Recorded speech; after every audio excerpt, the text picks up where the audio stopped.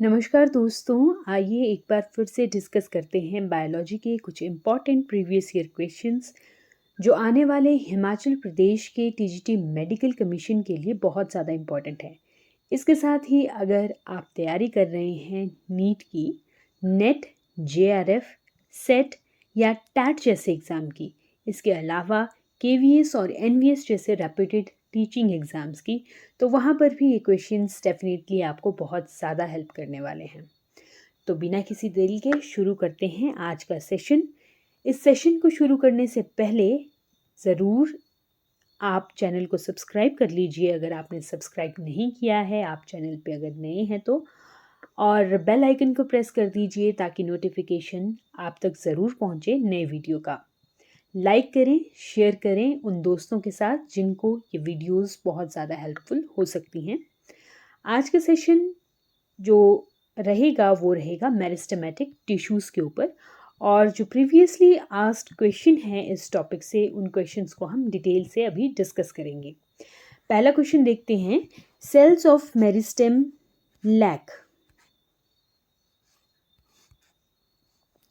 जो meristem sales होते हैं, मेरिस्टेमेटिक सेल्स होते हैं, उनमें क्या चीज़ नहीं होती है? तो मेरिस्टेमेटिक जो सेल्स होते हैं उनमें हमें जो चीज़ देखने को नहीं मिलती है वो होते हैं एर्गेस्टिक सब्सटेंसेस। न्यूक्लियस जो होता है वो मेरिस्टेमेटिक सेल में बहुत ज़्यादा प्रोमिनेंट होता है। ये कैरेक्टर्स हैं मेरिस्टेमेटिक सेल के कि बहुत बड़ा और प्रोमिनेंट न्यूक्लियस जो है वो प्रेजेंट होता है मेरिस्टेमेटिक सेल में। क्लोरोप्लास्ट जो हैं वो भी प्रेजेंट होते हैं, हालांकि दे आर प्रोक्लोरोप्लास्ट। एक एक्चुअल जो क्लोरोप्लास्ट है वो नहीं होगा, लेकिन क्लोरोप्लास्ट से जो पहले वाली स्टेज होती है वो ज़रूर वहाँ पर हमें देखने को मिलती है। साइटोप्लाज्म, अगेन क्योंकि वो सेल है तो वहाँ पे साइटोप्लाज्म तो होगा ही होगा। एर्गेस्टिक सब्सटेंसेस जो हैं वो इन सेल्स में प्रेजेंट नहीं होते हैं। इसके अलावा जो वैक्यूल्स होते हैं वो भी इसमें या तो स्मॉल होंगे या तो वो एब्सेंट होंगे। इसके अलावा जो मेरिस्टेमेटिक सेल्स होते हैं उनके बीच में इंटरसेल्यूलर स्पेसेस नहीं होते हैं, यानी जैसे हम सेल बनाते हैं कुछ इस तरह से, इनके बीच में जो ये स्पेस रह जाता है इसको हम इंटरसेल्यूलर स्पेस कहते हैं। इस स्पेस को हम इंटरसेल्यूलर स्पेस कहते हैं। ये स्पेस इन सेल्स के बीच में नहीं होता है। तो ये सेल्स कैसे होते हैं? या तो ये इस तरह से ओवल शेप्ड होंगे विदाउट इंटरसेल्यूलर स्पेसेस, या स्फेरिकल हो सकते हैं, बिल्कुल गोल हो सकते हैं, ठीक है, ये रेक्टेंगुलर हो सकते हैं, ये स्क्वायर हुआ और ये रेक्टेंगुलर, इस तरह की शेप के हो सकते हैं। और इनमें से अगर कोई भी शेप इन मेरिस्टेमेटिक सेल्स की होती है तो ये सारे के सारे जो सेल्स होते हैं ये कैसे होते हैं? आइसोडायमेट्रिक होते हैं। आइसोडायमेट्रिक का मतलब है मेरिस्टेमेटिक सेल्स जो होंगे, जहाँ पे मेरिस्टेमेटिक टिश्यू है वहाँ पे सारे के सारे सेल्स जो होंगे वो इक्वल साइज के होंगे। अच्छा, ये तो हमने कैरेक्टर्स की बात कर ली मेरिस्टेम्स की, मेरिस्टेमेटिक सेल्स या जो मेरिस्टेमेटिक टिश्यू है उसकी हमने बात कर ली। लेकिन ये मेरिस्टेम एक्चुअल में होता क्या है? मेरिस्टेम ऐसे प्लांट की अगर हम बात करें तो प्लांट्स में ऐसे टिश्यूज़ हैं जिनके हर एक सेल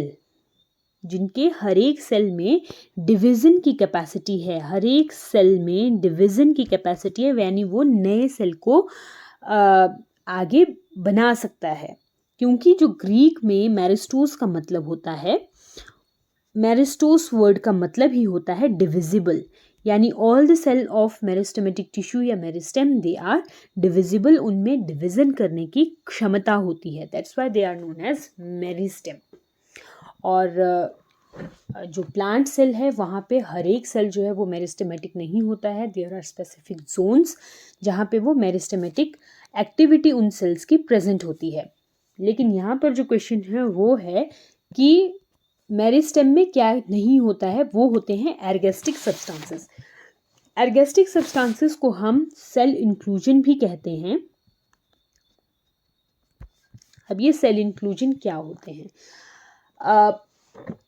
प्लांट के जो सेल्स होते हैं उसमें जो प्रोटोप्लाज्म है, जो उसकी लाइफ की वाइटल एक्टिविटी के लिए ज़रूरी है, उन सब्सटेंसेस के अलावा भी कुछ ऐसे सब्सटेंसेस होते हैं जो उस सेल के मेटाबॉलिज्म का बाय प्रोडक्ट होता है।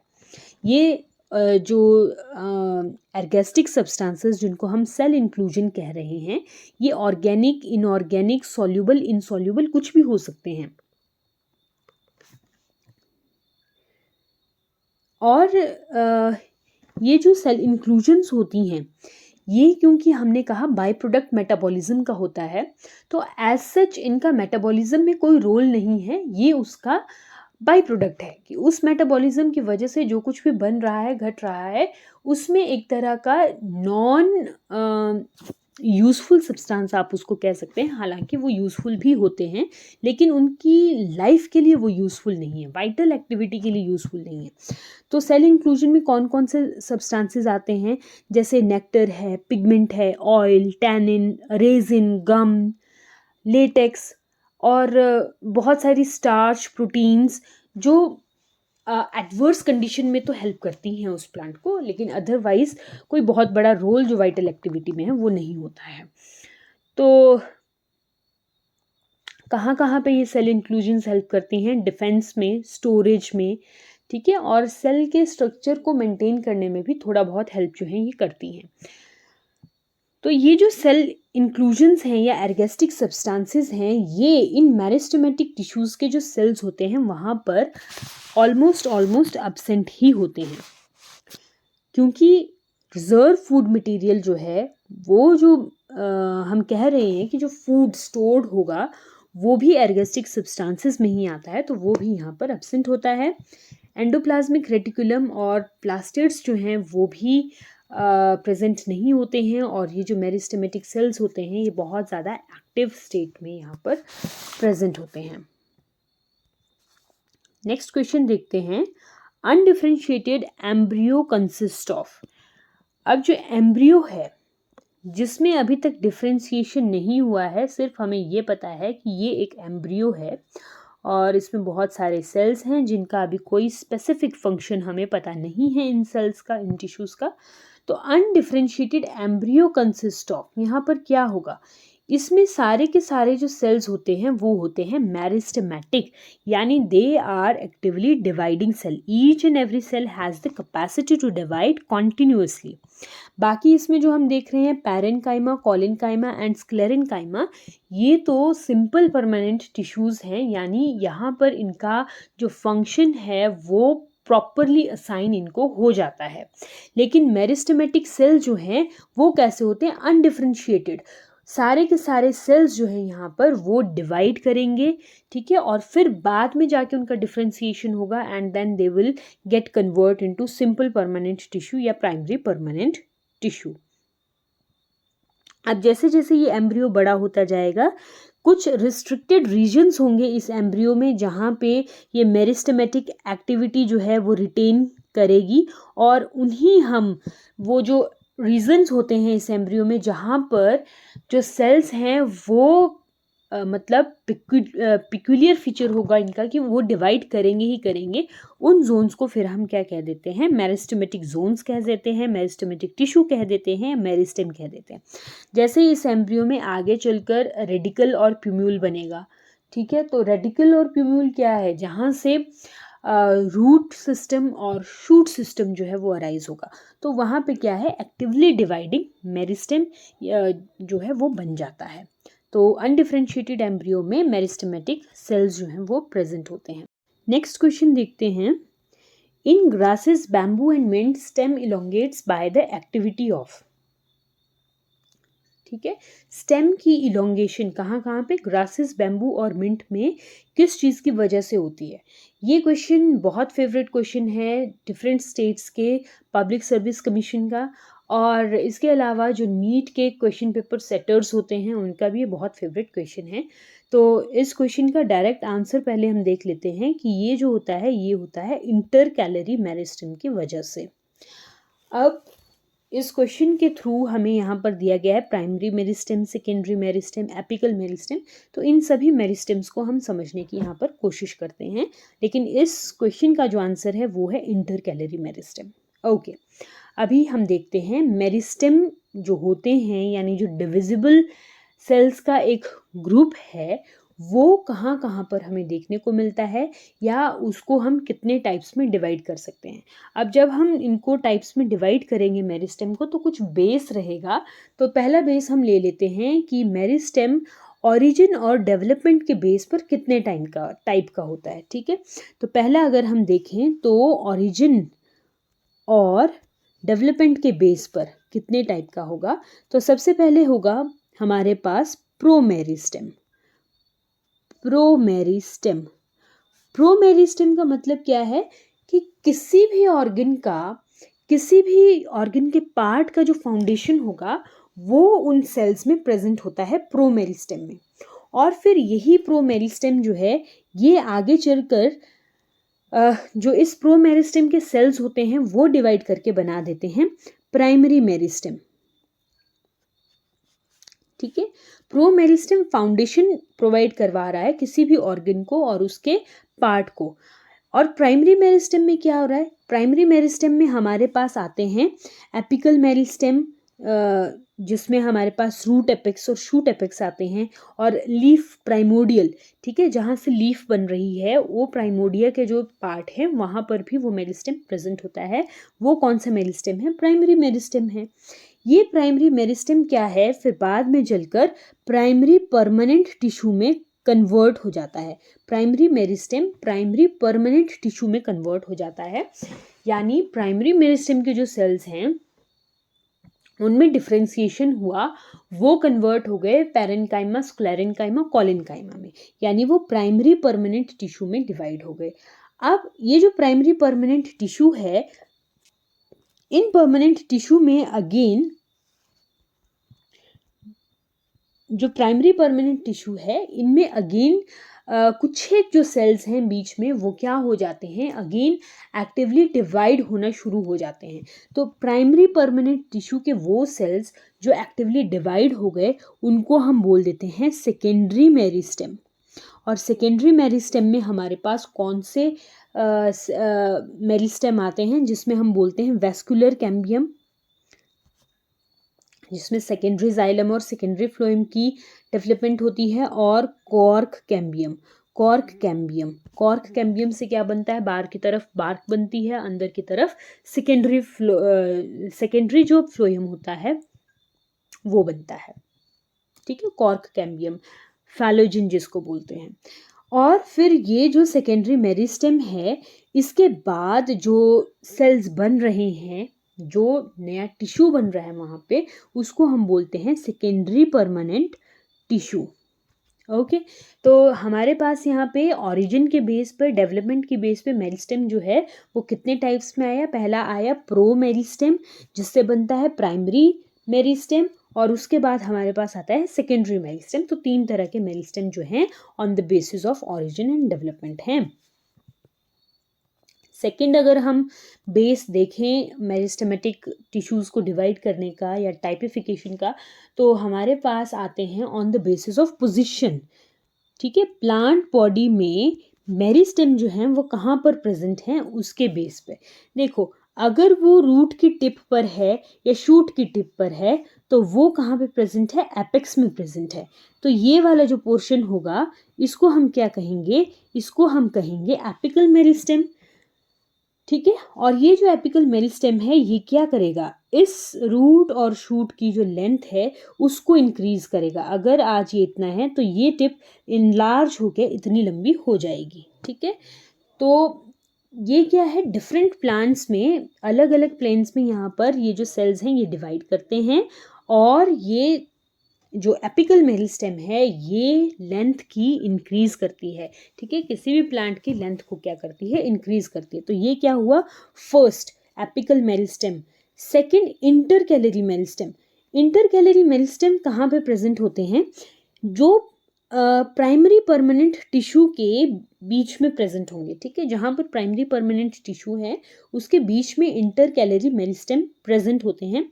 और ये जो इंटरकैलरी मेरिस्टेम है ये स्पेसिफिक है 2-3 जगह के लिए, वो आपको याद होना चाहिए। इंटरकैलरी मेरिस्टेम जैसे ग्रासेस हैं, ग्रासेस में हमारे पास 2 चीज़ें आती हैं। एक स्ट्रक्चर जहाँ पे आपको नोड नज़र आती है, और दूसरा उस नोड के बीच में।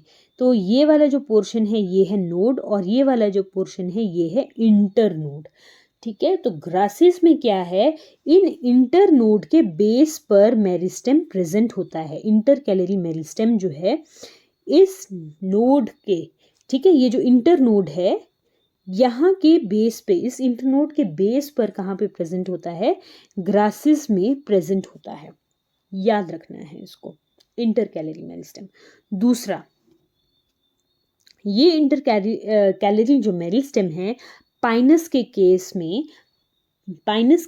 में जो लीव्स है उनका बेस, पाइनस की लीव्स नीडल होती हैं, उनके बेस पर प्रेजेंट होता है पाइनस में। और थर्ड हमने याद रखना है कि ये जो नोड्स हैं, इन नोड्स के बेस में, ये अगर नोड है यहाँ पर तो इस नोड के बेस में प्रेजेंट होता है मिंट में।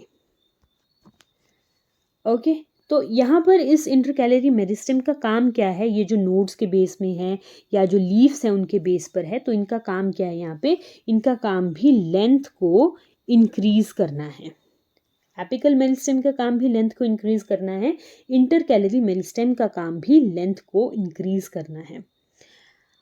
और थर्ड जो है इसमें वो आता है हमारे पास lateral meristem. Apical meristem, intercalary meristem and third is lateral meristem. अब ये जो लेटरल मेरिस्टेम है ये कहाँ पे प्रेजेंट होगा, लेटरल साइड पे प्रेजेंट होगा। ये अगर इस तरह से आपके पास एक स्टेम है तो इसकी जो लेटरल साइड है यानी साइड वाला एरिया, ठीक है, अगर हम इसका टीएस इस तरह से काटे तो हमारे पास ये इस तरह से आएगा। तो ये साइड वाले एरिया में जो मेरिस्टेम प्रेजेंट होगा उसको हम लेटरल मेरिस्टेम कहेंगे। ठीक है, और लेटरल मेरिस्टेम में जो डिवीज़न होता है इसको पूछ लिया जाता है कि लेटरल मेरिस्टेम में जो सेल डिवाइड होते हैं वो किस तरह से डिवाइड होते हैं। तो लेटरल मेरिस्टेम में जो सेल डिवाइड होंगे वो दो तरह से होते हैं, या तो वो पैरिक्लिनल डिवीजन उनमें होगा या तो एंटीक्लिनल डिवीजन उनमें होगा। दोनों डिवीजन को समझने की कोशिश करते हैं। पैरिक्लिनल डिवीजन का मतलब क्या है, अलोंग द पेरिफेरी, ये पेरिफेरी है इसके अलोंग डिवाइड करना। यहाँ पर ये अगर सेल है तो इस सेल में डिवीजन किस तरह से होगा, इस तरह से होगा ये डिवीजन, और यहाँ पर इस तरह से ये बाहर को सेल्स बनेंगे। ये क्या है, पैरिक्लिनल डिवीजन, अलोंग द पेरिफेरी जो डिवीजन हो रहा है ये है इसका पेरिफेरी, और इस तरह से ये डिवीजन यहाँ पर हमें देखने को मिलेगा। दूसरा मैंने कहा एंटीक्लिनल डिवीजन, जो पैरिक्लिनल डिवीजन के, ये अगर पैरिक्लिनल डिवीजन है जो इस तरह से हो रहा है अलग अलग सेल्स में, सपोज इस तरह से ये डिवीजन यहाँ पर हो गया, ठीक है। तो दूसरा मैंने क्या कहा, दूसरा मैंने कहा एंटीक्लिनल डिवीजन। एंटीक्लिनल डिवीजन क्या होगा, ये पैरिक्लिनल डिवीजन के राइट एंगल पर जो डिवीजन होगा, ठीक है, अलोंग द रेडियस जो डिवीजन होगा इस तरह से, तो ये वाला डिवीजन क्या होगा यहाँ पर, एंटीक्लिनल डिवीजन अलोंग द रेडियस। अब आप देखें तो इन दोनों डिवीजन से यहाँ पर हमें क्या देखने को मिल रहा है कि इस स्टेम की जो हमने टीएस काटा, इसका जो गिर्थ है, जो डायामीटर है वो इंक्रीज हो रहा है, और उस गिर्थ के साथ साथ वहाँ पर जो सेल की रिक्वायरमेंट है वो भी पूरी हो रही है। तो ये क्या करता है, लेटरल जो मेरिस्टेम है ये गिर्थ को इंक्रीज करता है, डायामीटर को इंक्रीज करता है, थिकनेस को इंक्रीज करता है। और इसके एग्जाम्पल क्या हैं, वेस्कुलर कैम्बियम और जो कॉर्क कैम्बियम है वो इसी के एग्जाम्पल आते हैं। ठीक है, on the basis of position ये क्या है, लेटरल मेरिस्टेम है, वेस्कुलर कैम्बियम और कॉर्क कैम्बियम। तो अब हम इस क्वेश्चन को देखते हैं। In grasses bamboo and mint stem elongates by the activity of, हमने देखा grasses, bamboo is a grass और मिंट, यहाँ पर जो स्टेम की इलोंगेशन होती है उसको हमने क्या कहा, वो इंटरकैलरी मेरिस्टेम की वजह से होता है। ग्रासेस में इंटरनोड के बेस पर होता है, और मिंट में जो इंटरकैलरी मेरिस्टेम है वो कहाँ पर प्रेजेंट होता है, नोड्स के बेस में प्रेजेंट होता है, और इसकी वजह से जो लेंथ है स्टेम की वो इंक्रीज होती है। तो नेक्स्ट क्वेश्चन देखते हैं। Lateral meristem is responsible for growth in, ये क्वेश्चन हमने अभी किया। तो लेटरल मेरिस्टेम जो है वो किस चीज़ के लिए रिस्पॉन्सिबल है, it is responsible for the thickness, length के लिए इंटरकैलरी मेरिस्टेम, एपिकल मेरिस्टेम, और एपेक्स की ग्रोथ के लिए एपिकल मेरिस्टेम, कॉर्टेक्स की ग्रोथ के लिए, कॉर्टेक्स की ग्रोथ के लिए भी वैसे लेटरल मेरिस्टेम ही आता है, लेकिन ओवरऑल जो है ये क्या करता है, थिकनेस को इंक्रीज करता है लेटरल मेरिस्टेम। कॉर्टेक्स की ग्रोथ नहीं आएगा इसमें, एक एप्रोप्रिएट टर्म जो है वो है थिकनेस। नेक्स्ट क्वेश्चन देखते हैं, meristematic zones are found in, तो इनमें से कौन सी जगह ऐसी है प्लांट्स में जहाँ पर हमें मेरिस्टेमेटिक जोन्स जो हैं वो हमें देखने को मिलेंगे। सेकेंडरी कॉर्टेक्स, सेकेंडरी कॉर्टेक्स में, सेकेंडरी कॉर्टेक्स तो खुद एक डिफ्रेंशिएटेड पार्ट है एक प्लांट का, तो यहाँ पर तो हमें मेरिस्टेमेटिक जोन देखने को नहीं मिलेगा। शूट एपेक्स, शूट एपेक्स में मेरिस्टेमेटिक जोन प्रेजेंट होता है। स्टिग्मा, स्टिग्मा में कोई मेरिस्टेमेटिक जोन नहीं होता है, और फ्लोरल रिसेप्टिकल, वहाँ पर भी कोई मेरिस्टेमेटिक जोन जो है वो प्रेजेंट नहीं होता है। तो मेरिस्टेमेटिक जोन जो है वो प्रेजेंट होते हैं शूट की एपेक्स में।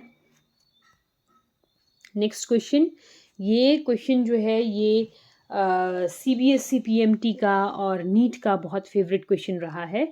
If you put a nail on a tree at an height of 6 feet in 1966, how high should it be in 1978 if the tree grows 6 inches taller every year?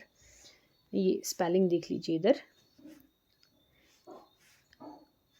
ठीक है। ये question सीधी सी बात ये कर रहा है कि एक ट्री है जिसकी हाइट 1966 में 6 feet थी, ठीक है, और उस 6 feet की हाइट पर एक ट्री था, इस 6 feet की हाइट पर एक नेल जो है, एक कील जो है वो यहाँ पर लगाई गई। अब ये कितनी हाइट अटेन कर लेगा 1978 में, अगर ये 6 इंचेस जो है हर साल टॉल होता जा रहा है। तो अगर आपने मेरिस्टेमेटिक टिश्यू को ढंग से पढ़ा हो तो आप ये समझेंगे कि किसी भी ट्री की जो हाइट है वो हर जगह नहीं होती है, वो सिर्फ मेरिस्टेमेटिक जो जोन है वहीं पर वो हाइट जो है वो इंक्रीज करती है। इंटरकैलरी मेरिस्टेम ज़रूरी नहीं है कि वो इस पूरे के पूरे ट्री पर प्रेजेंट हो। इंटरकैलरी मेरिस्टेम हमेशा ही अगर प्रेजेंट होंगे तो वो प्राइमरी परमानेंट टिश्यू के बीच में प्रेजेंट होंगे, जैसे इंटरनोड्स, नोड्स या लीव्स के बेसिस पर वहाँ पर प्रेजेंट होते हैं। तो यहाँ पर मेनली जो ये ट्री ट्रंक है इसकी हाइट जो इंक्रीज हो रही है वो एट द टिप इंक्रीज हो रही है, क्योंकि टिप पे यहाँ पर shoot apex, shoot apical meristem जो है वो यहाँ पर एक्टिवली प्रेजेंट होता है। तो अगर ये 1966 में 6 feet पर इस नेल को पुट किया गया था, तो वो 1978 में भी वो 6 feet हाइट के ऊपर ही हमें देखने को मिलेगी। ऐसा नहीं होगा कि वो 1978 में 6 inches पर ईयर के हिसाब से ऊपर चली जाएगी, ऐसा नहीं होगा। तो हमें क्या है, ये 6 feet के ऊपर ही देखने को मिलेगी। नेक्स्ट क्वेश्चन देखते हैं, the length of plant axis increase by the activity of,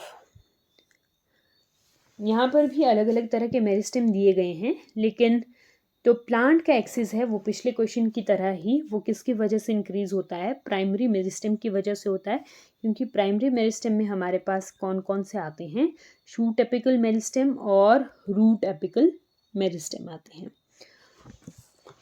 तो जो लेंथ है प्लांट एक्सिस की वो इसी की वजह से होती है।